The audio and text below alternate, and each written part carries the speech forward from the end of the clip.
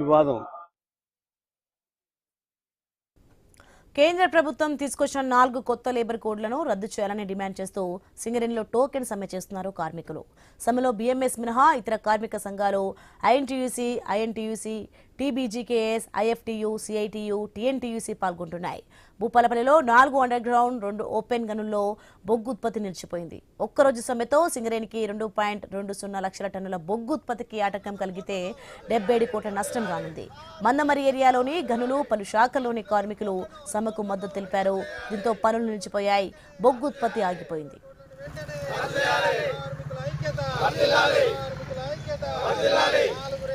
దేశవ్యాప్తంగా రేపు ఫిబ్రవరి 12 తారీఖున జరగబోయే సమ్మెను కార్మికులందరూ పాల్గొనాలని చెప్పేసి జేఏసీ తరఫున అన్ని సంఘాలు బిఎంఎస్ తప్పితే మిగతా కార్మిక సంఘాలు, అన్ని ప్రభుత్వ రంగ సంస్థలు పనిచేసిన కార్మికులు అందరూ కార్మిక చట్టాలను 44 చట్టాలను 4 కోట్లుగా మార్చి ఈరోజు దాన్ని ఇంప్లిమెంట్ చేయడం జరుగుతుంది.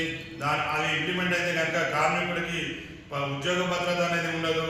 రేపు యూనియన్లు కూడా ఉండే పరిస్థితి లేదు. 51% ఉంటేనే యూనియన్లు మాట్లాడాలని చెప్పేసి అందులో కోడ్లు ఉండడం వల్ల ఏ ఒక్క యూనియన్ కూడా 51% వచ్చే పరిస్థితి లేదు. దేశవ్యాప్తంగా రేపు